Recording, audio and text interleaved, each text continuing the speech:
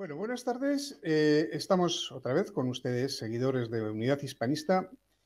Hoy iniciamos una serie de programas en los que iremos entrevistando a personas muy significadas del mundo hispanoamericano, de tal manera que hagamos un recorrido completo de cómo está la situación de cada uno de los países y lo veamos desde una perspectiva histórica de por qué hemos llegado a la situación presente, de dónde venimos, cuál fue la primera descomposición desde principios del siglo XIX, yo diría desde el siglo XVIII, y cómo está esta segunda descomposición de la hispanidad. De tal manera que esa atomización, esa segunda descomposición, cuáles son sus causas desencadenantes, por qué, cuál es el diseño y a dónde nos llevan, porque esto no deja de ser una ingeniería que va en toda su extensión por todo el mundo, que fue en aquel momento imperio de los Austrias, una verdadera civilización, como dice la película de Pérez Linares, la primera globalización, y ahora estamos en otra globalización que no tiene nada que ver con aquella. ¿Y qué es lo que ha pasado? ¿Qué es lo que está pasando? ¿Y qué es lo que pasará si seguimos dejándolo que pase?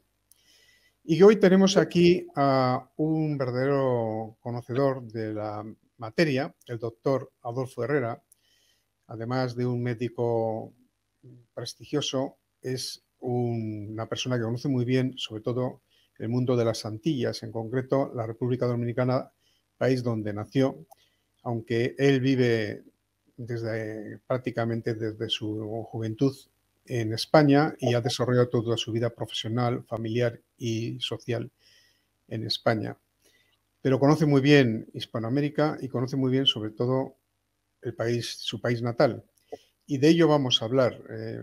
También, evidentemente, como siempre, nos acompaña el presidente de la asociación, Javier Barraycoa. Por cierto, decir que el doctor Herrera también es vicepresidente de esta asociación, aunque casi más a título honorario, por su prestigio y su dignidad como persona, de lo cual estamos muy agradecidos que aceptara ser vicepresidente. Bueno, buenas tardes, don Adolfo. Buenas Hola, tardes. buenas tardes, queridos amigos Muy de buenas tardes. Unidad Hispanista.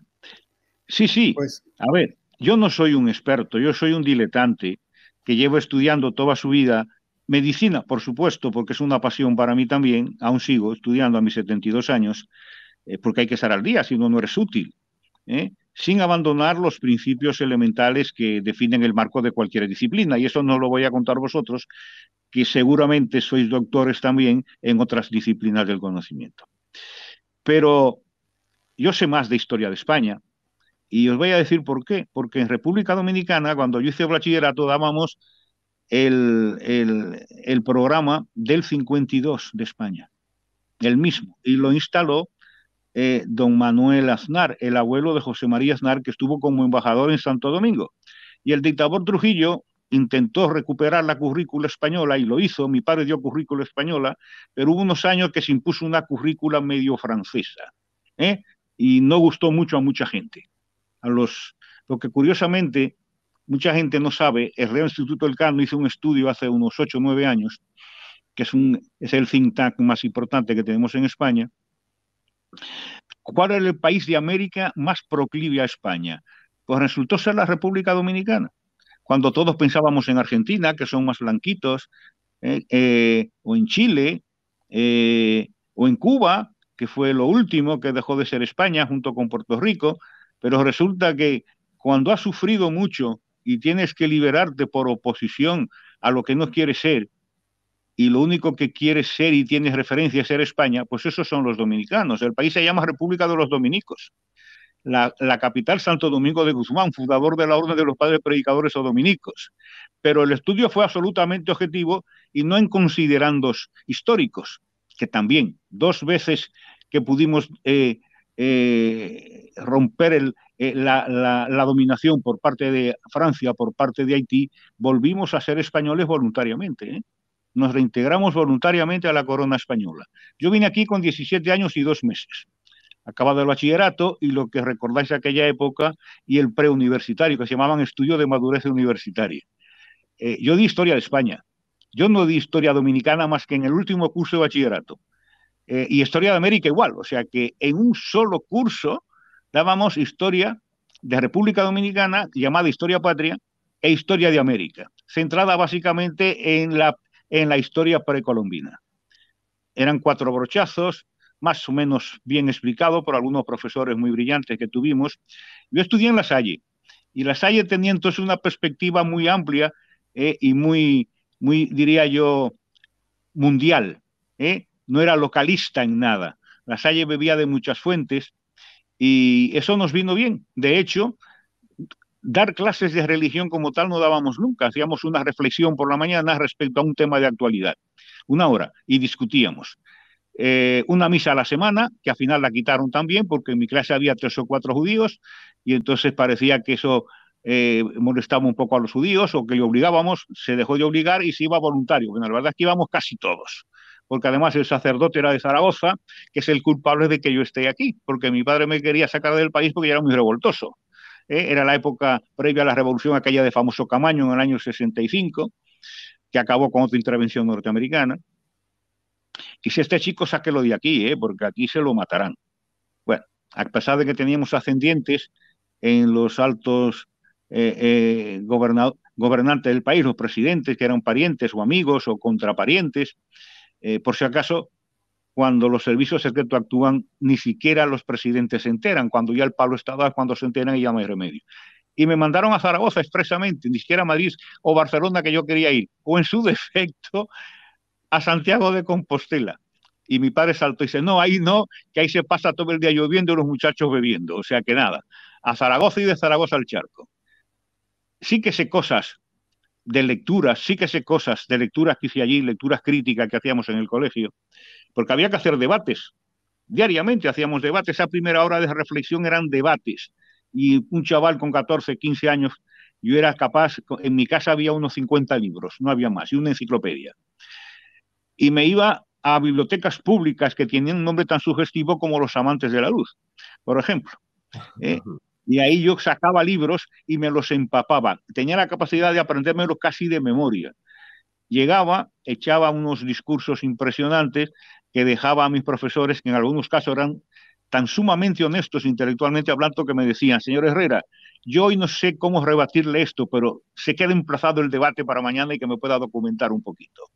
Bueno, pues eso habla un poco de mi carácter, que es abierto, que es incisivo, que busco siempre conocer la verdad, que la verdad yo siempre la tengo valorada como por contrastación con otras opiniones, con visos de ser verdad o que son verdades parciales, y que no es porque yo lo quiera o porque esto sea mi partido o mi grupo o mi equipo de fútbol. La verdad está ahí, búscala, la aproximación más importante, y defiéndela. Y merece la pena luchar y vivir por la verdad. Bueno, yo quiero empezar con una premisa. Después de hacer lecturas de distintos autores, ahora que estaba mirando, resulta que tengo unas 6 o 7 historias de España, antiguas y más modernas. La de Elvira está muy bien. Hay que estudiar para entenderla bien. Hay que estudiar. Aquí tengo a Tuñón de Lara, ahí detrás creo que está. Bueno, tengo 5 o 6, pero Historia de América tengo 6 o 7. Historia de la civilización, que es parte de los estudios que hicimos nosotros, en aquella currícula que dimos, que fue bastante buena. Bueno, nosotros leíamos hasta librillos tan de la época como eran el diario de Daniel y el diario de Ana María. No sé si a Ernesto le llega la edad como para acordarse de eso, y a Javier creo que no, que es un poco más joven. Pero era de un jesuita de Zaragoza, ¿sabe? Y son libros deliciosos, muy adecuados para chicos de 14 años que iban descubriendo su sexualidad, que tenían orgasmos mientras dormían y no sabían por qué, que salían con las chicas y si le tocaban las tetas pensaban que igual la iban a dejar embarazada. Bueno, pues estábamos muy conectados con lo que era el mundo español, de antes y el de la época. Por lo tanto, yo no me sentí nunca extraño, muy al contrario. Llegué a conocer incluso a algunos de mis autores, como era don Eugenio Frutos, que era catedrático aquí en Zaragoza de filosofía, y nosotros dábamos ahí introducción a la filosofía por don Eugenio Frutos. Una premisa en este debate sería considerar, después de todas estas lecturas, y sobre todo el contexto universal, entonces se entendía, haciendo un pequeño apéndice de China y del mundo oriental, otro pequeño apéndice del mundo islámico, otro pequeñísimo apéndice de lo que era África, y el mundo era Europa. Era un eurocentrismo absoluto casi, ¿no? En la historia del conocimiento y en la historia de las acciones de los últimos 2000 años, por lo menos. Y es que ningún otro imperio, ningún otro país, que fue España, ni ninguna otra civilización, salvo Roma, tuvo jamás interés en hacer proselitismo y en hacer otras Españas, otros mundos cristianos y otros mundos occidentales, salvo España. Ni siquiera Portugal, que lo tenemos tan al lado y tan próximos. Baste recordar que Portugal hizo su primera universidad en Brasil en el año 1900. ¡Qué vergüenza! Pero qué vergüenza tan grande, ¿no? No había ningún propósito civilizador. España en 1580 ya había construido en lo que hoy es Hispanoamérica más de 19 universidades, entre ellas 2 en Santo Domingo, la de Santo Tomás de Aquino y la de Santiago del Borjón, San Marcos de Lima, la de Puebla en México. Quiero decir, tuvo un propósito civilizador. Y Harvard, eso que dicen los ingleses, que ellos eran muy cultos y que tenían un propósito muy positivo, muy positivista, lo hicieron en 1640 y tantos. O sea que en realidad, a propósito civilizador, España, desde el principio, sin menoscabo de pensar de que no todo se hizo bien o no todo se hizo todo lo bien que se podía haber hecho. Pero claro, eso es contemplado ya 500 años después. Hay que ponerse en ese sitio exacto, en ese momento exacto, en un imperio que se fue construyendo por la voluntad de hombres muy valientes, muy osados y que plasmaron muy bien el sentir de la monarquía hispánica. Eso es un legado que muy poca gente hace mención de ello, pero que es así y puede resistir cualquier crítica. Inglaterra nunca tuvo ningún propósito civilizador, tuvo un propósito de coloniaje. Y fue lo que hizo colonias. Y colonia significa que no se fue a construir, sino a detraer, a sacar todo lo más y de manera óptima lo que se pudiese. No se empezaron a construir ciudades en serio hasta que llevaban allí ya más de 60 años. Y España desde el primer día fue construyendo ciudades mediante reales cédulas refrendadas por bulas papales. Ahí está eso. Eso es la historia. Vamos a ponerlo en claro y por delante. Y al respecto de República Dominicana, Bueno. esa zona y... Ahora voy. ¿Cuál es la importancia de República Dominicana y del Caribe en general? Pues que fue lo primero en ser español, primero absoluto, quiero decir, el cardenal primado de toda América es el dominicano. No es ni el cubano, ni el argentino, ni el chileno, ni el colombiano, ni el norteamericano, es el dominicano. Por concesión papal y por cesión mediante real cédula del rey de España. La primera universidad, la primera catedral consagrada, primer hospital, anterior incluso al Gran Hospital de México. O sea, el primero todo, la primera Real Audiencia, capitanía hubo, luego se trasladó a Cuba, cuando fue perdiendo importancia estratégica a medida que se iba avanzando en tierra firme y viendo las extensas, los extensos territorios y las grandes posibilidades que brindaba aquello, se fue abandonando una isla que apenas eran 78.000 y pico kilómetros cuadrados. Si comparamos cualquier país del continente, pues nada, apenas un poco como Aragón y Cataluña juntos, o poco menos, ¿no? Y entonces se dejaba para el cabotaje. Cuando venían de Europa, se hacía parada en Santo Domingo, se limpiaban los barcos, se galafateaban, se rehabituallaban y seguían para el continente. Y cuando volvían, también hacían parada previo al salto del charco, que, era que seguía siendo una travesía muy larga, muy tediosa y peligrosa, ¿no? Y luego se le unió eso, que desde el principio las flotas inglesas y francesas los hostigaban. Por lo tanto, reagrupaban los barcos en Santo Domingo. Pero ¿cuál es, en definitiva, la importancia que tiene? El ejemplo, voy a teorizar, pero saquen ustedes sus conclusiones. el ejemplo de que no hay que abandonar nunca algo que es tuyo y que te pertenece por derecho propio, como es el caso de Cataluña. ¿Por qué abandonamos a su suerte a los catalanes y al idioma español en Cataluña? Por cobardía moral en este caso. Pues la isla de la Española era una, y fue la que describió Colón y le puso ese nombre. Y a la capital, que se fundó ya con el nombre de Santo Domingo de Guzmán. La segunda ciudad, Santiago de los Caballeros, el Santiago más antiguo de América, ahí nací yo. Ahí somos todavía muchos más pro-españoles, el 76%, ahí va el estudio del Real Instituto Elcano, de los dominicanos, de los que el 67% son una mezcla de blancos y negros en todas sus tonalidades, blancos apenas somos un 28%, y negros es el goteo continuo de Haití que tenemos ahí al lado. Y ahí nace una de las primeras grandes intromisiones que cambia el curso de la historia para siempre. España no se preocupó de la parte más pobre, más árida de la isla, que era la parte occidental, lo que hoy es Haití. Y se quedó en la parte oriental, lo que hoy es República Dominicana. Ahí fue donde se desarrolló bien la civilización española. Situación que aprovechó Francia para poquito a poco, con los piratas, con los bucaneros, con los filibusteros en la isla Tortuga, fueron metiéndose en la isla y ocupando parte de ese territorio de la isla de la Española. Cuando perdimos las guerras en Flandes, le faltó tiempo a Francia para reclamar que se le cediera la soberanía de ese territorio. Evidentemente hemos tenían cogido cosas aquí, y fue el famoso Tratado de Ryswick en 1600 y pico, a finales del siglo XVII. Ahí ya empieza a enlodarse todo y a enmerdarse todo. ¿Por qué? Porque de una civilización que nadie discutía, que era hispánica, Francia, se queda aquello, pero lo que hace es una colonia de alta explotación, fundamentalmente de mano de obra esclava, que no vivían más de 5 años, porque los tenían incluso engrilletados. Le daban de comer, los sacaban a pasear un ratito, los soltaban por las noches y los encerraban en los barracones. Hizo un diseño desde el principio malévolo, os lo voy a contar, y eso pongo por testigo al expresidente dominicano Joaquín Balaguer, que escribió un libro titulado La isla al revés.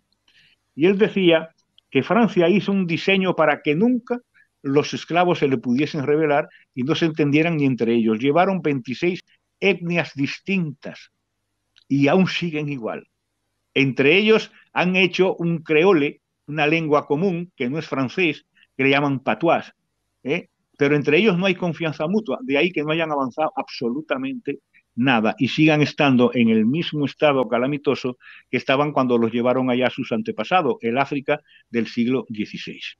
Y ese es el vecino que hay ahí en el Caribe, que no son cristianos, que son animistas, que no conocen ni siquiera, habiendo estado colonizados por Francia, porque Francia nunca ni siquiera los colonizó, los usó como algo que se usa, se gasta y se tira. ¿Hasta cuándo? Hasta el 1800, hasta el 1798, que hacen ellos una revuelta a propósito del cuerpo expedicionario que manda Francia, que manda Napoleón para poner un poco de orden allí a su cuñado Leclerc. Y los suboficiales eran los inteligentes de Haití, que estaban en el ejército napoleónico y habían ido a Francia. Imaginaros el resto, ¿no? Suboficiales, cabos y sargentos, lo que más, son los que hicieron la independencia de Haití. La mitad todavía, más de la mitad de ellos son analfabetos. Hoy día, Haití no llega a un 6% de escolarización. Es un desastre total. Es un disturbio continuo que nos dejó Francia allí y de lo que no quiere hacerse responsable. Todavía hoy Haití le paga a Francia el precio de la independencia, entre comillas, que hicieron los haitianos, porque luego se han esclavizado entre ellos. Lo dicho, ¿quién tuvo un propósito civilizador? España. Y aparte de España, ¿quién más? No lo hubo hacia lo que se encontraron allí por parte de ninguna otra potencia europea. El Caribe se erigió entonces como una frontera de los imperios, donde los imperios dirimían sus diferencias en el escenario mundial, sobre todo en el escenario patrio, en Europa. Cuando aquí se dirimía una guerra y perdía uno u otro, se reclamaban tierras allá. Y España perdió, ganó muchas guerras con los tercios de Flandes, pero a partir del Tratado de Ryswick tuvieron que soportar varios tratados más que le fueron quitando territorios de esa manera. Quitaron Jamaica, Cuba y Puerto Rico se mantuvieron españoles hasta la Guerra de Cuba, 1898, y el resto del continente ya sabemos que hubo invasiones en Argentina, en Uruguay por parte de los ingleses, en México por parte de las tropas napoleónicas, y después de ello vino el gran imperio naciente de Estados Unidos, que ha invadido a prácticamente todos. Para ellos éramos su patio trasero y aplicaban lo que ellos enunciaron como la doctrina Monroe, América para los americanos. Pero incluso desde el punto de vista más rastrero, ha sido así. Pero sería yo para los norteamericanos, ¿no? América para los norteamericanos. Claro. Ellos ya lo enunciaron bien. Y en base a eso, y tildando que es cierto, como decía una poesía de Neruda, que cuando tuvimos pantalones largos elegimos pésimos gobiernos, gobiernos populistas, gobiernos de tiranuelos y dictadores que querían emular a algunas figuras europeas de procónsules y demás, ¿no? Y por supuesto, sin ningún... Sí, perdón, Javier.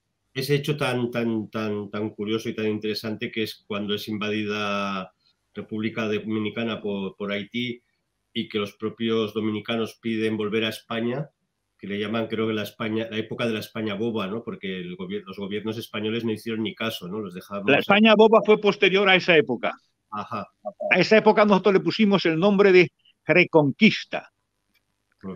En el año 1799, 1800, Francia, que tiene cogido las Vascongadas y parte de Cataluña, estaba Godoy mandando en España como regente, y le pidieron que le devolvían los territorios ocupados en la península a cambio de que entregaran la otra parte de la isla de la Española, que era próspera. Coño, pero era próspera no porque tenía mejor naturaleza o mejores tierras, era próspera por el carácter de sus gentes, que eran españoles y que tenían conocimientos. Pero estábamos en proporción de 20-1, había 1 millón de haitianos o más.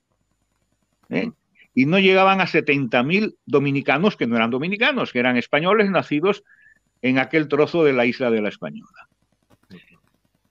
Bueno, eso duró, la ocupación, la era de Francia en Santo Domingo duró hasta 1808, cuando los criollos españoles nacidos en la isla de la Española, dominicanos hoy, se enteraron de los fusilamientos de Mayo en Madrid. Entonces se organizaron bajo la figura de un rico hacendado llamado Juan Sánchez Ramírez, que dice que se acabó, que se van a quitar los franceses de encima y que eso no lo pueden consentir. El general Quervesó, que yo tengo aquí parte de una de esas hojas que se roban por ahí en bibliotecas importantes del diario, que fue el gobernador de toda la isla, en nombre y representación de Francia, le manda una carta a Napoleón más o menos en estos términos: Sire, a estas gentes no le podemos hacer como a los del otro lado de la isla. Son españoles, muchos de ellos negros o mulatos, pero con el espíritu y el orgullo de los españoles. Son cristianos, no los podemos someter. Más vale que no hagamos nada si queremos poder permanecer en estas tierras algún tiempo y ver qué podemos sacar. Esto es así, estos son datos históricos concretos. Se les vence, se les expulsa y se reintegra el país a la corona española, con tan mala suerte que el rey era Fernando VII. Un traidor, un felón. Y dijo, cuando le solicitaron los criollos que otorgase grados militares a los que lucharon a favor en contra de Francia, y los que retornan el país a la hegemonía española, a la tutela española, y él se negó diciendo que algunos eran probablemente masones y muy negros. Bueno, esa era la visión de este buen señor y de sus consejeros, supongo, ¿no? Y entonces ese periodo sí que se llama periodo de la España boba. ¿Vale? que se vuelve a interrumpir en 1821, ya con las campañas de Bolívar. Hay gente en esa parte del territorio de España que quiere unirse a la Gran Colombia, pero Bolívar le debía favores a los haitianos, porque hasta el año 1823-24 los negros y los indios no pelearon a favor de las independencias, fueron realistas, se sabía mucho más seguro con las leyes de Indias y con los derechos de gentes que con lo que esperaban ellos de los criollos, como así luego resultó ser. Y entonces Bolívar, que había recibido pertrecho porque había perdido las primeras guerras, se refugió en Haití y los haitianos le dieron armas, dinero. Piénsese que los haitianos eran 1 millón y en aquella época 1 millón era una potencia importante en cualquier país del mundo. España eran 6 millones, 7 millones, no eran más. Y en aquel contexto 1 millón, pues era mucha gente. Gente tosca, gente muy bestia. Lo siguen siendo, ¿eh? O sea, hacen cosas increíbles.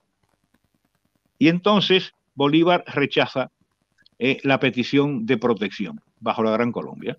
Y esa independencia, que fue en 1821, se ve frustrada abruptamente por una invasión en toda regla de Haití, que prohíbe, en cuanto llega a esa parte del territorio, hablar en español, cierra la universidad, cierra los institutos, que solo había 2 en toda la isla.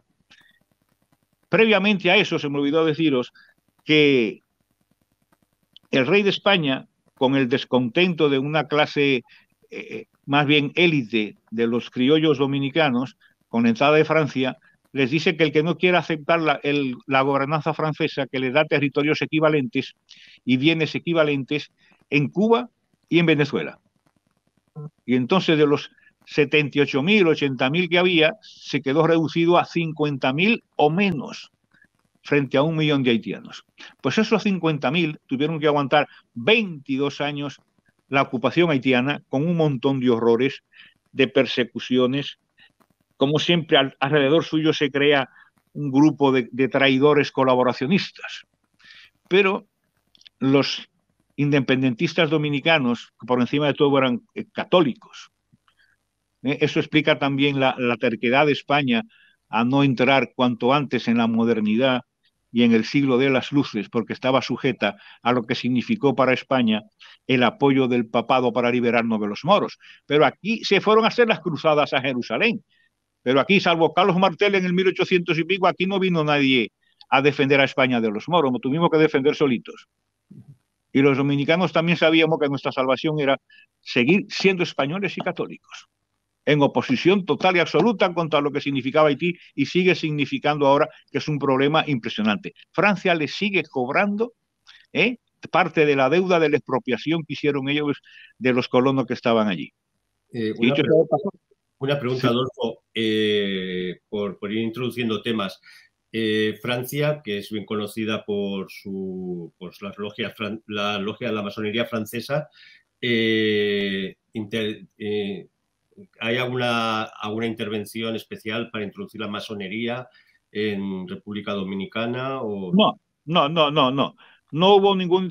No, porque la masonería entonces sonaba y suena y sigue sonando a algo de reunión de caballeros al amparo del siglo de las luces y de la racionalidad de la ilustración. Entonces la gente más o menos bien, la gente más o menos preparada e ilustrada, pues se hacen masones, pero no dejan de ser católicos, ¿eh? Mi abuelo paterno fue grado máximo de la masonería de todo el Caribe, de todo el Caribe, Adolfo Herrera.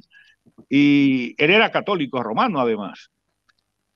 Y cuando estaba muriendo, yo presencié esa escena, yo tenía 7 años, viene el obispo a confesarlo y a darle la extremaunción, y se niega y le dice a mi abuela, que estaba a su lado, yo estaba de pie pegado a la pared, que yo no entendía tampoco muy bien lo que estaba pasando, pero todos estaban con caras muy serias, muy cari acontecido y tristes, porque parecía inminente el fallecimiento del abuelo. Y le decía a mi abuela, Adolfo, renuncia para que te den la extremaunción. ¿Qué más da? Nadie te va a quitar que tú seas creyente. Pero hazlo por mí. Él miró a mi padre y mi padre le hizo así. Y entonces él dijo, vale, yo acepto. No, La masonería entró allá de la mano de los ilustrados, como ha entrado en casi todos los países. Primero empezaron los gremios, como todos sabemos, pero luego eso se cargó de razones, de derechos. Lo de los ritos iniciáticos es cierto, pero era muy propio de la época, cierto secretismo ya que venía desde la construcción de las grandes catedrales y de la Edad Media, ¿no? Pero no fue determinante nunca en la obra política definitiva. Fueron las posiciones de los grandes imperios lo que determinaron el desarrollo posterior en América. ¿Quién condiciona el desarrollo de América a partir de una situación más que ventajosa en el contexto mundial que deja España en sus antiguas otras Españas, que no digo colonias porque eran virreinatos? Pues la condicionan los criollos apoyados por los ingleses, por los franceses y los holandeses. Llamémosle a la cosa por su nombre, que son los que se beneficiaron del oro hoy. Y ya después de eso, ese famoso oro que tanto hablan algunos idiotas, no vino nunca a España. A España vino el quinto real, oros, plata sobre todo. Hoy un solo año de extracción de oro, en la época actual, o desde hace ya más de 60, 70 años, supone 2 veces todo el oro que se llevó España en 340 años. O sea que eso es una enorme mentira, una más. Yo veo con claridad que ante la imposibilidad de vencer militarmente a España, se inventan la leyenda negra y es un arma de propaganda súper eficaz porque la compran los españoles. Cuando tú compras lo que dice tu enemigo, estás jodido. Y eso nos está pasando ahora otra vez. Y por eso el globalismo está consiguiendo, a pasos agigantados, pues hacerse con los gobiernos europeos. Estamos comprando lo que quieren ellos. Sí. No hay que comprarlo, hay que rechazarlo. Una pregunta, Adolfo. ¿Tú crees, o cuándo sería el momento, si es que ocurre, que República Dominicana deja de mirar allá a España, o si la sigue mirando, o realmente empiezan unas influencias? Porque yo he estado por ahí y, claro, ves una infinidad de sectas protestantes, ves un poco como de admiración hacia Norteamérica. No sé, me da la sensación que debe haber algún punto de inflexión en la historia, ¿no? Donde... Ya lo hay. Vamos a ver. Las clases pobres, ¿a dónde han emigrado desde el año 60, sobre todo hasta los años 90, 2000, que empezaron a venir a España algunos dominicanos? Pues a Estados Unidos. Y ellos le han contado otra cosa allí. Y muchos de ellos se sienten agradecidos porque han podido comer y mejorar su situación familiar. Es lógico. Pero la clase media y la clase media alta y la clase alta son netamente españoles. Mi padre tenía enchufado el televisor en 24 horas, casi 24 horas del día, y se conocía absolutamente todo, hasta si había una noticia a última hora que un autobús se había accidentado en Soria, me llamaba. Hombre, que eso está cerca, sí, papi, pero no estamos ahí ninguno de nosotros, ¿no? Mis amigos invierten en la bolsa española. Mis amigos vienen a ver los partidos del Real Madrid. Fernando Alonso es su ídolo, pero sobre todo porque además es españolista. Lo mismo que lo es el tenista mallorquín. Es su ídolo porque es españolista. Es decir, el apego a España como referente es grande. El pueblo, que tiene bastante menos cultura, y sobre todo los que no vieron la currícula del 52, se han comprado en parte, porque luego si les aprietas te dicen, bueno, es que mi bisabuelo era español. Aunque usted me vea así de negro, mi bisabuelo era español. Y es verdad. Y ese ascendiente hace que sean, con eso, un 76% de los dominicanos es proclive a España, aunque no sepa ni conozca toda la historia ni todas las razones que nos unen. Yo pongo un ejemplo. Yo voy a República Dominicana en el año 90 y de repente veo de esos rótulos inmensos que aquí ponen muy poquito, que es una especie de cilindro, un tubo recio con una enorme pancarta que se ve a muchos metros de distancia, y pone Solán de Cabras, y la bandera de España. Ya no había nada más que decir. ¿Sí? Sí. El vino español se sirve en muchos restaurantes y está puesto en la mesa. Luego te traen la carta. Pero el Rioja y la Ribera del Duero son los 2 vinos más bebidos en República Dominicana, y yo fui cónsul y os puedo decir que se exportaba muchísimo vino en República Dominicana a finales de los 90. incluido Valdepeñas, que no es un gran vino, lo siento por los castellanos manchegos, ¿no? Pero Rioja Alta incluso, mi padre nos obligaba a beber Rioja Alta, ¿eh? Que estaba divino. A nosotros nos gustaba el Cinzano porque era dulce. Pero decía, no, en España se toman todas las comidas vinos de este. Y mi madre, pero hombre, por Dios, Nadine, por un día solamente pones un poco, 2 copas, a tomar por saco. Y ahora siguen igual, no, se ha incrementado, ahora ya hasta los pobres beben vino. O sea, quiero decir que muchos de esos hábitos se siguen las fiestas, se sigue la liga de fútbol. Hay un sentido de aprecio y de cariño, ¿no?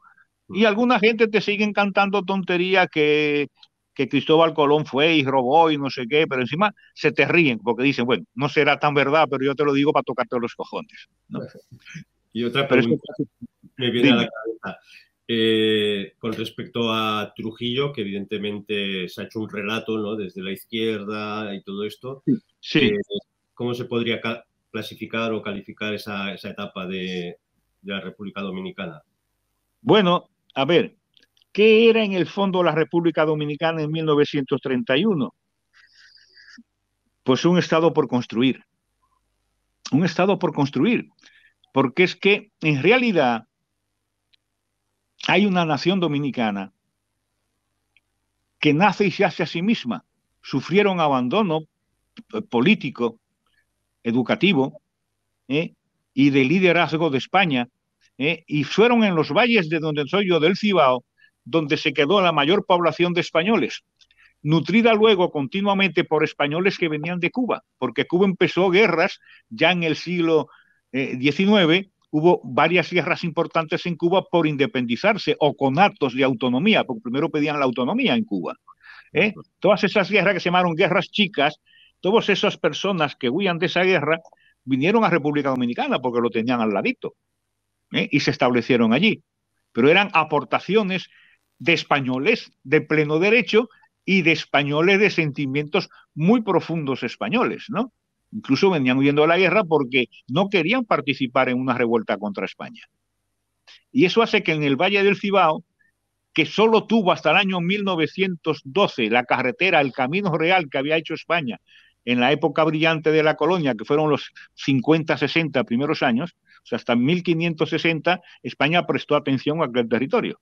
A partir de ahí había un gobernador, había una real audiencia, había pues un cardenal y había unos obispos, pero realmente lo que fue una atención como tuvo, por ejemplo, México, que fue de continua, virreinato de Nueva España, fue probablemente el territorio más rico de toda América, más incluso que el 90% de los territorios y de los países de Europa, por encima de la renta de lo que es Alemania, de lo que son los Países Bajos, de lo que era Inglaterra.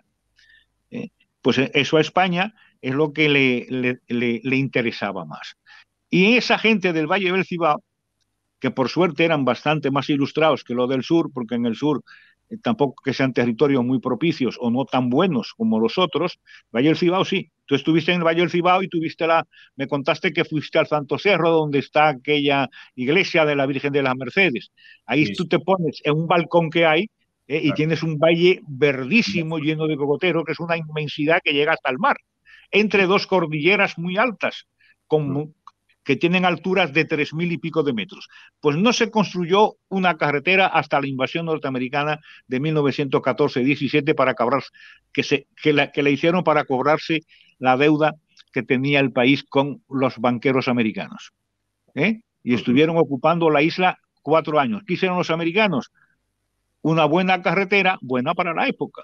No es que fuera una maravilla, pero entonces fue cuando los valles del Cibao empezaron a mezclarse. Hasta entonces seguían viviendo autónomamente, dependían de un gobierno que estaba o Haití, o que otra vez volvía a España, o que otra vez volvía tal, y ellos se hicieron a sí mismos. Y esa nacionalidad dominicana es netamente española, esa es la impronta más importante que tiene, y añorando, digamos, las virtudes que las tuvo España. ¿Quién fue Trujillo?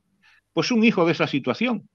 ¿A quién dejan los norteamericanos para que aquel territorio de gente indómita y beligerante y belicosa, estuviera tranquilo? Pues a uno que respondía muy bien al esquema de los que esperaban ellos, a una especie de cónsul que tuviese aquel territorio tranquilo, y que hiciera con Haití lo que quisiera, porque eran infinitamente peores e irrecuperables, ¿no?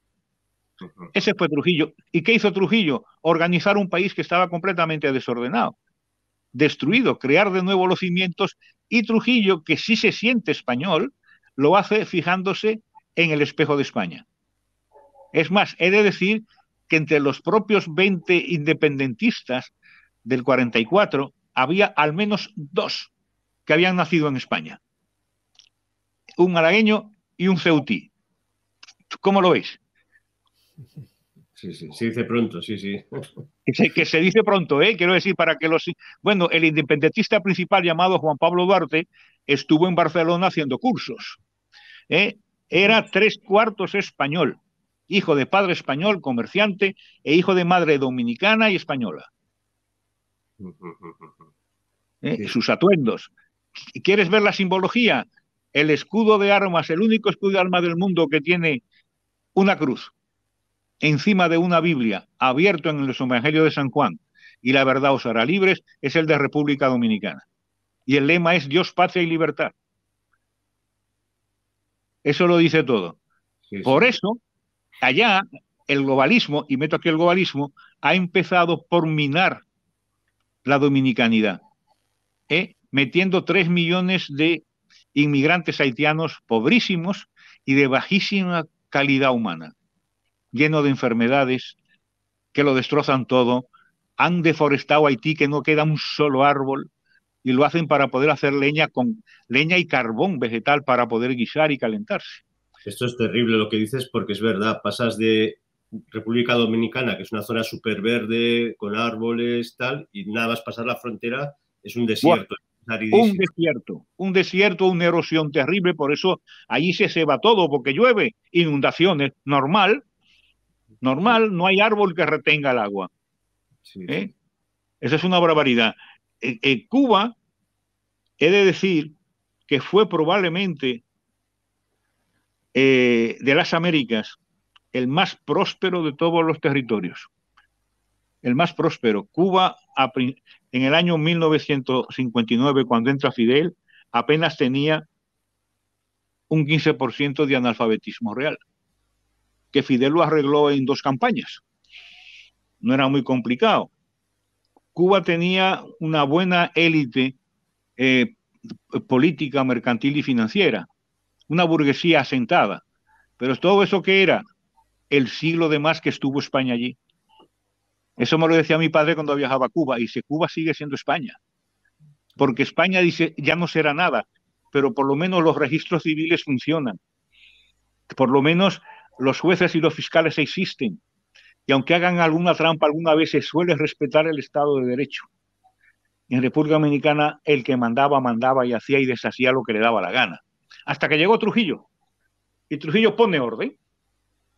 Se lleva por medio a todos los opositores, instaura una dictadura, tiene una suerte proverbial, porque en el año 1930, estando él en su primer gobierno y apenas unos meses, un ciclón prácticamente arrasa Santo Domingo. Y él la reconstruye en poquísimo tiempo. Y empieza a hacer un país en serio, empezando por las leyes. Lo que yo os he dicho, jueces, fiscales, tribunales superiores, jueces de paz en los pueblos más pequeños, y hace un país.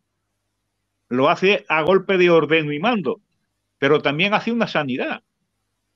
Y construye de golpe más de 60 hospitales en 20 años. Hospitales grandes, algunos. Incluso a Puigvert le hizo un hospital, el hospital más grande de todas las enfermedades nefrológicas del Caribe. Que él se fue allí, Trujillo se llevó. Y una gran universidad, por cierto, ¿no? Sí, así es. Bueno, le hizo un apartado en la Universidad Autónoma, en la de Santo Tomás, en la de siempre, vamos. Pero le hizo un hospital a Puigvert, y negoció que Puigvert pudiese volver a España con Franco, porque no sabéis pero Trujillo hizo por España muchas cosas. Primero, no aceptó nunca el bloqueo de los demás países contra España. Y junto con Argentina, que mandaba carne, los dominicanos mandaban dinero y azúcar. Aquel azúcar moreno, que no es malo, es bueno, es un precursor del azúcar refinado. Lo único que le falta es el proceso final de molerlo, porque cuanto tú más partes el cristal, más se aclara. El azúcar glass se hace haciendo azúcar blanco normal y lo haces polvo y es azúcar glass. O sea que no era malo, eso es un precursor del azúcar refinado, es incluso más sano. Aquí ya me contó, hombre, aquel azúcar era malo. No, no era malo. No estabas acostumbrado a él. Pero no era malo, ni sigue siendo malo, que los ingleses lo siguen utilizando para endulzar el té y para hacer algunos dulces. Es un poco más dulce, eso sí. Y luego, cuando se fueron huyendo, sobre todo de la parte de Cataluña, mucha gente que tenía miedo de la victoria de Franco, sobre todo maestros y otros intelectuales, y en Francia lo metieron en un campo de concentración en el sur y les pusieron por guardias a unos ingleses con unas cimitarras así de grandes y unos escopetones para que no se vayan de ahí. Le sugirieron a Trujillo, entre ellos mi abuelo Adolfo, que era jefe de la masonería, le dijeron, jefe, en el sur de Francia hay un montón de hermanos nuestros, que si la guerra de Europa se da y ganan los de Hitler, los van a matar a todos. Oh, eso no puede ser. Pues es que puede ser. Hizo una evaluación y decidió ir a buscar a refugiados españoles o a presos españoles en los campos de concentración del sur de Francia y llevárselos a República Dominicana.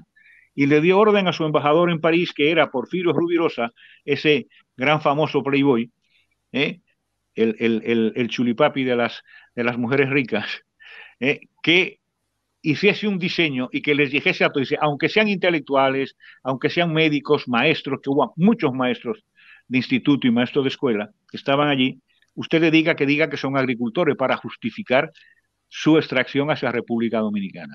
Y se llevó para allá del orden de 9 o 10.000. Entre ellos a Pras Ventots, que era un pintor y un muralista fantástico, a Bela Zanetti, el burgalés, que pintó las paredes y el introducto de lo que son las Naciones Unidas. Ya en Santo Domingo ha dejado muchísimas obras de esas. A Pau Casals, que luego emigró a Puerto Rico porque le cogió miedo a la dictadura. A Jesús de Galindés. Bueno, a mucha gente, incluso a Rapón, que era un anarquista, pero estaba allí y estaba con los españoles. Santo Domingo hay que ir por la calle El Conde de Peñalba, que lleva a una de las puertas que quedan de las antiguas murallas de Santo Domingo. Y hay un café ahí, se llama Café de los Españoles. Ahí solían reunirse, ¿no? Y hacer las tertulias. Pues Trujillo los respetó bastante y los toleró bastante, porque algunos ya se dieron cuenta que era un dictador, pero unos se fueron voluntariamente y otros Trujillo les invitó a marcharse. Ese fue el Trujillo que construyó un país que estaba destruido, un país que no se encontraba a sí mismo, devolviéndole, y por eso quiso rescatar la currícula española. Porque cuando tú no defiendes lo tuyo, vienen las corrientes foráneas. Y las corrientes foráneas eran el positivismo, el krausismo, que no es que esté mal, pero no era lo nuestro. Como tampoco lo era en la España del 19, que fue combatido. ¿No? Sí. Bueno, pues, por esa parte, Juan Bosch, entonces, en el año 74, y no entrando en el resto de Sudamérica, de América, donde hubo invasiones continuas de ingleses, en México de franceses, en Uruguay ingleses, no pararon. Luego fue Norteamérica la que organizó las invasiones con el pretexto de restablecer la democracia, que no había democracia, básicamente era para favorecer sus compañías extractoras de minerales o productoras agrícolas como la United Fruit Company, ¿no? En Centroamérica, y Jacob Arbenz, y armas en Guatemala, que dieron un golpe de Estado. Bueno. Trujillo hizo esa labor de construir un país que en algún momento tuvo que reencontrarse con su pasado español y acertó, porque llegó a dar hasta la impresión que éramos un país muy culto. Cuando yo era pequeño, en todo el país teníamos pasaporte unas 60.000 personas. No daban pasaporte a nadie que no considerase los censores del régimen que podía hacer una buena representación en el extranjero.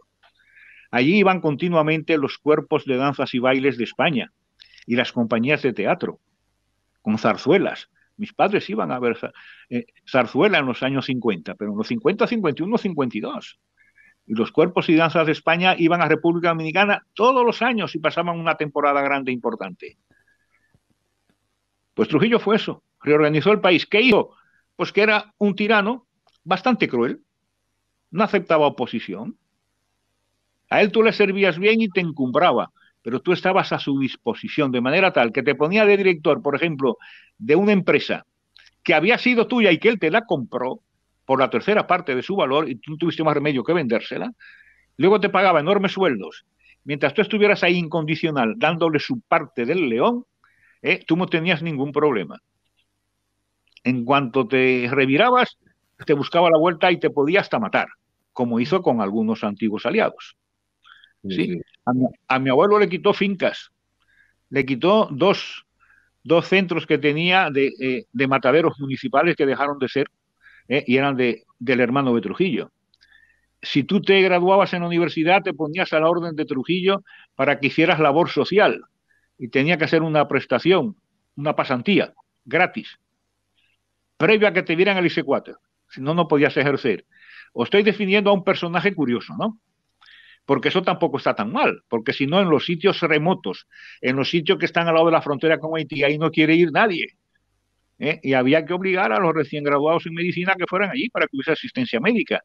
Hizo más de 60 dispensarios, ambulatorios, dicen en España los dispensarios, ¿no? Incluidos los antituberculosos. Organizó la prostitución con un control bastante exhaustivo, quincenal, de toda la prostituta que pasaran por el dispensario en Tibineria para que le extendieran un carnet que tenían que exhibir en la cabecera de la cama. Se hará muchas curiosidades de ese tipo, ¿no? Hizo una gran construcción de obras públicas, de carretera, bueno, pues lo que hacen muchos dictadores, canales de riego.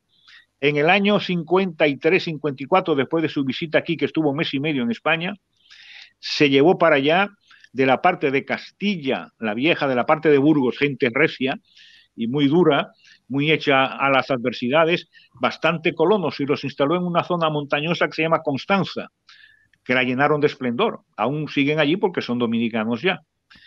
Aquí yo conozco a un nieto de uno de ellos, que es como mi sobrino, y nos cuenta cosas de sus abuelos. Bueno, pues es una figura muy controvertida. Fue muy sanguinario y a final de su vida había herido a tanta gente, incluso de los suyos, que fueron los propios suyos los que lo mataron. Porque era un hombre con una capacidad impresionante, es capaz de empatizar con muchísima gente.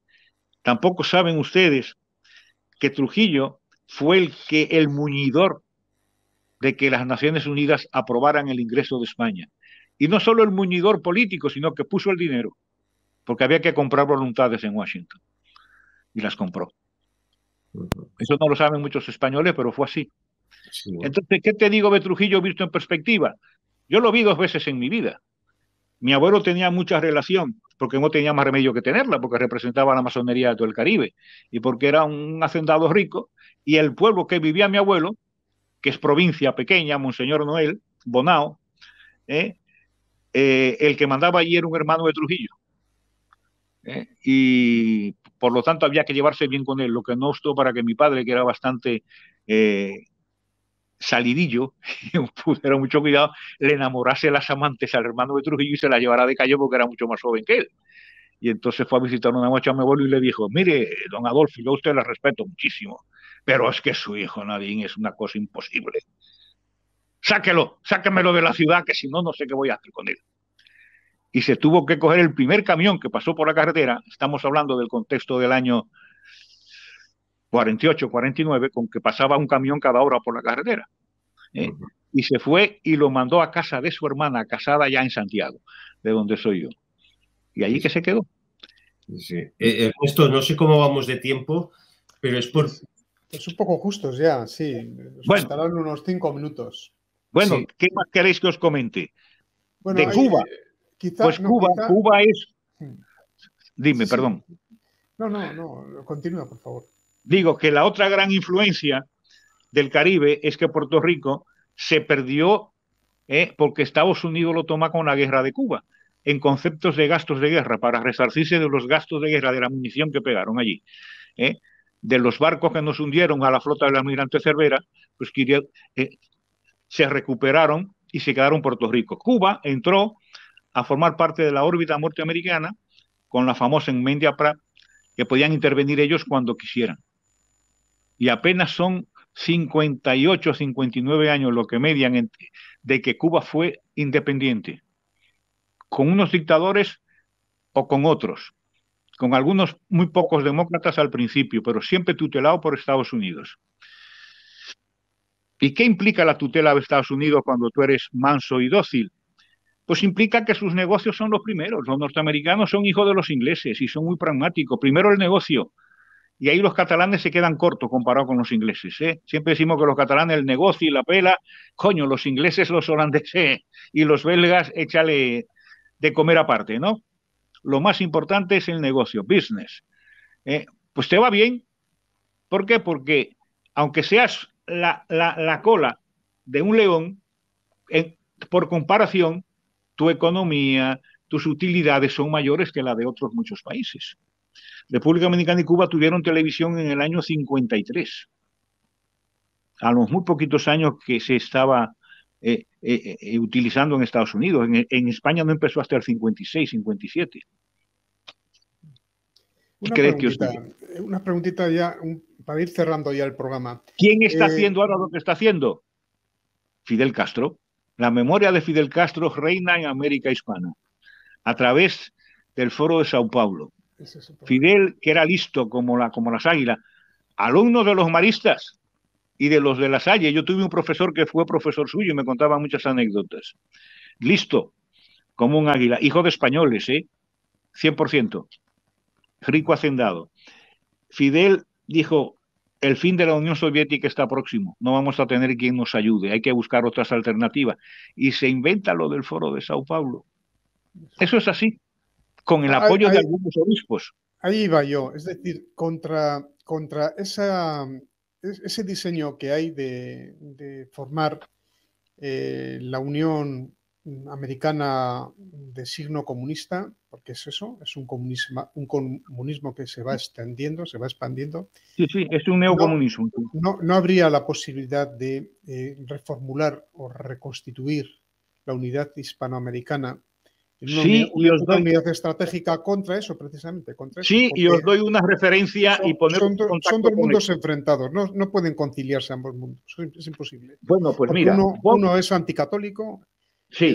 Y el otro es para reconfigurar pues, nuestra unidad civilizatoria, ¿no? Mira, no es anticatólico, o sea, no son necesariamente anticatólicos, no son nada, son comunistas. Los comunistas solo son suyos. No se adhieren a ninguna otra corriente. Masones, no. Los masones tienen códigos de comportamiento. Mi abuelo era un filántropo y hasta regaló y reparó algunos de los altares y capillas de algunas de las iglesias y catedrales de República Dominicana con su propio dinero. No, mira, Agenda España 21, no sé si la conocéis. Sí. Buscadla en internet. La enunció Vox en octubre pasado. Sí. Y ha hecho contactos, ya alianzas serias y firmes con países como México, como Venezuela, como Perú, como Chile, como Argentina, como Colombia, como Italia, como Portugal, como Polonia, como Hungría, porque hay que abrir. Ahí el hispanismo va por delante. Esa es la idea, eso es a donde yo quería ir a parar. Porque es una piedra importantísima y muy sólida. Quiero decir, me has dicho que hay protestantes en República Dominicana, apenas el 13% de la población. Apenas. Cierto que era el 100%, Yo he tenido que ir en procesiones con mi madre, que llevaba por aquí un hábito y una cinta azul, y un hábito blanco, Hijas de María se llamaba. Íbamos cantando en procesiones, llevando como algunos pasos más pequeños de imágenes de los santos y cantábamos algo así como Viva María, viva el Rosario, viva Santo Domingo que lo ha fundado. A esa gente no le convences de otra cosa. Por mucha historia americana que le metas en la cabeza, por muchas propagandas, pero la fuerza que tiene un Estado, y el Estado está ocupado ahora, el gobierno de un Estado está ocupado ahora por gentuza como la que tenemos aquí en España. Afortunadamente ahora hay un gobierno más o menos bueno en República Dominicana, porque allá saben que hay cosas que no se pueden tocar. Y una de esas cosas es que se haga escarnio de la Iglesia Católica. Por supuesto.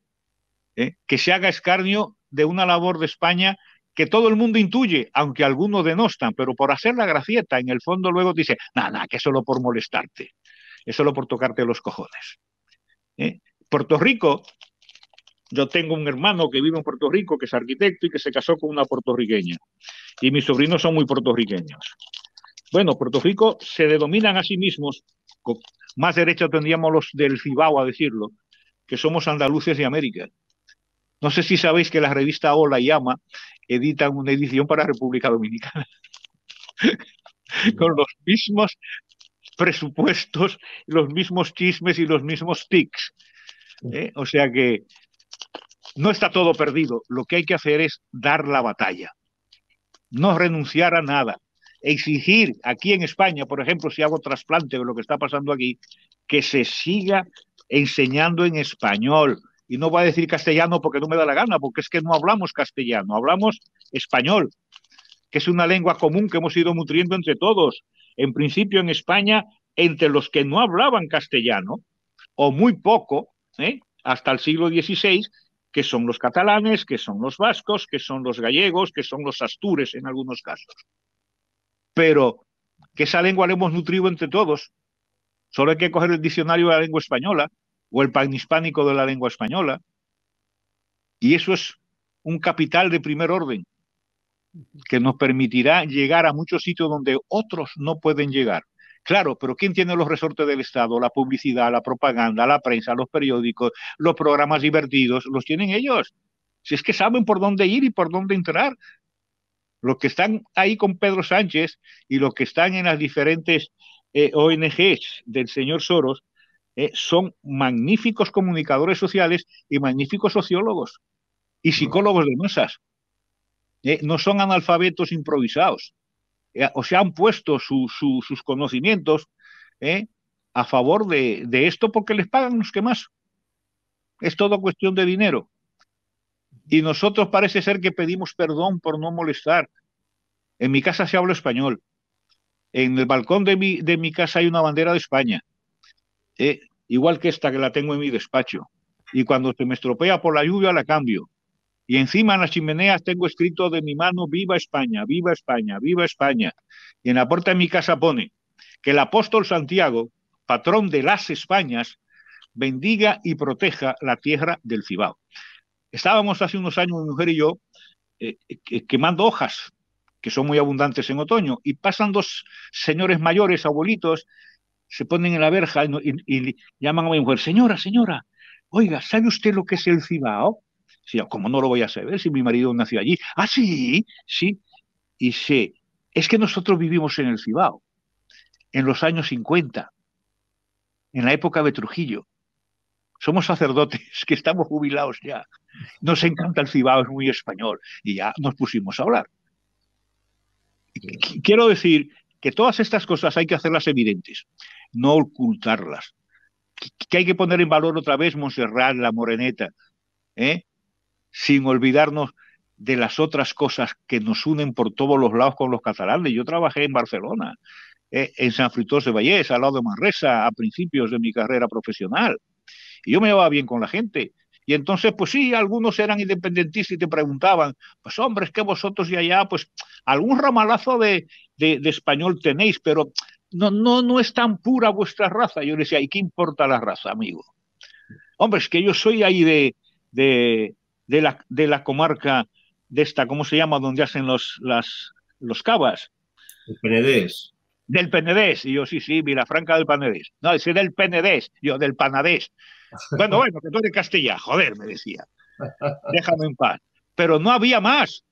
Eso se fue consintiendo y a Puyol se le consintió todo. Yo tuve un centro en Lérida que al final, en el año 2000, tuve que cerrarlo. Tuve que venderlo porque no le quise vender a Puyol. A un grupo que se llama Carles Sumarroca, General Lab. ¿Lo conoceréis? Sí, que está metido en corruptelas. Todas. Los Sumarroca, sí. Yo los denuncié. Bueno, primero me quisieron comprar por la tercera parte del precio real. Y les dije que no. ¿Por qué? Porque los conocía ya de Lérida. Si yo era accionista de la clínica Montserrat con un 14% de las acciones, pues ellos compraron unas poquitas acciones en la Perpetuo, que era una clínica, digamos, la competencia de la Montserrat. Yo tenía en Lérida 9 personas trabajando conmigo, todos de alta en seguridad social. Entre ellos 2 médicos, enfermeras y gente de administración. Y a todos le pagaba la seguridad social. Y ellos dieron de alta a una persona que era un practicante, media jornada, pero no estaba ni dado de alta. Estos son unos piratas. Quien en sus empresas funciona así es un pirata. Y eso que le había escrito y suscrito un acuerdo con el INEF, el Instituto de Educación Física. Yo soy fisiólogo de formación y les hice unos programas y unos apoyos en tesis doctorales. Ni eso me salvó porque me dijeron que había perdido la oportunidad de mi vida por no haberles vendido, que una empresa valía lo que valía su fondo de comercio y que ya veríamos. Y a golpe de llamada me fueron quitando todas las grandes empresas que yo hacía como médico desde hacía muchos años, entre otras Endesa, la Renfe, la Telefónica, instituciones penitenciarias, BBV. Me las fueron quitando a golpe de llamada de teléfono. Ellos. La gran corrupción catalana lleva en evolución desde mediados de los años 80 y ya intensísimo entre los 80 y el 2005. Eso fue una cosa horrible y lo sigue siendo.